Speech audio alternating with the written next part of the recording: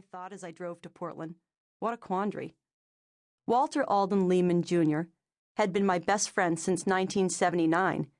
People always look at me strangely when I introduce Alden to them as my best friend. They smile politely and shake his hand, but their eyes show thoughts of disbelief like, "You're kidding, right?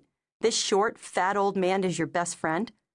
I've been witnessing this reaction from others ever since the start of our friendship, and now feel compelled to explain what most folks regard as an unlikely pairing. Readers weary of books in the Tuesdays with Morrie mode can relax. Although I do often refer to Alden as a mentor, I am quick to qualify. I have received some of the worst advice, professional and personal, from my best friend Alden Leeman. While his friendship has enriched my life, his influence hasn't all been for the good. Apparently, it was never intended to be all good, as is evident in the amount of pride Alden takes in claiming to have created quite a monster. In the realm of bad advice, Alden's has been the best. The first pearl of wisdom Alden gave me was the instruction not to bother paying back my student loan. In his opinion, no one paid the government back for college loans, and I should not be a sucker. Hell, if you wait 'em out, you'll receive amnesty, just like all the others. The only thing I received from the government was interest and penalties. Alden was at least consistent in his financial advice, urging me to treat American Express similarly. It cost me a small fortune to square with the IRS, and there's not a credit card company that'll touch me. Even the money store and credit for losers laugh when I apply. Alden's counsel for me in the personal relations department has not been stellar. How many times have I endured the following unsolicited recommendation? You have a lot to do in this lifetime, and you do not need a man dragging you down. You get too serious with some jerk, and he'll be like an anchor around your neck. And never get married until you're just too old to do anything else. In addition to receiving poor advice, I have learned most of my bad habits from my observations of and association with Alden. To his credit, Alden never set out to teach me to drink like a fish or swear like a pirate. Those attributes just sort of rubbed off during our many years of friendship. The many years began when, at the age of 19, I signed on as a crew member aboard Alden's sword fishing vessel. Commercial fishing was, at that time, a summer job to help pay my college tuition. I literally fished my way through school with Alden as my captain. Looking back 24 years, I am unsure whether my initial infatuation was with the captain or with the lifestyle of the blue water fisherman, but I don't suppose it matters much now.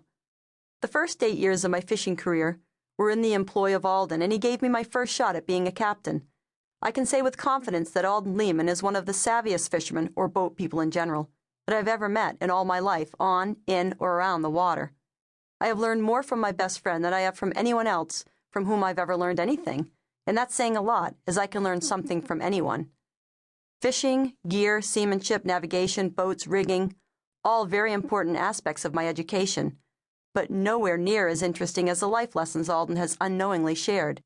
And nothing is more fun for me to talk about than what I refer to as the incidental education bestowed upon me in my alliance with Alden. Perhaps one of the more poignant revelations that has come to me from our relationship is that there are quite a variety of bases on which to pin a friendship. The barometer for friendship covers a wide range. If asked to explain my friendship with Alden, I would answer with something like, Alden has been a great mentor in my career as well as a confidant in my personal affairs. Alden has always been there for me, yada yada. He has helped me out financially on many occasions, never asking a single question as to why I might need several $1,000s at any given time. Alden, if asked the same question about me, would respond, Linda is my best friend because she's bailed me out of jail more than once and pulled me out of the ocean twice, too. Alden has not learned a single thing from me, nor has he ever asked for my opinion or for my advice about anything. It's not that I haven't had any to offer, but, unlike Alden, I have never been one to push unsolicited into someone else's business. Today would be different. One of the neatest lessons I have soaked up in the course of our friendship is always to recognize the special look in a man's eyes just before he punches another man's lights out. It is a very particular and definite look, and one that I've witnessed many times just prior to my friend getting the shit beaten out of him in a barroom.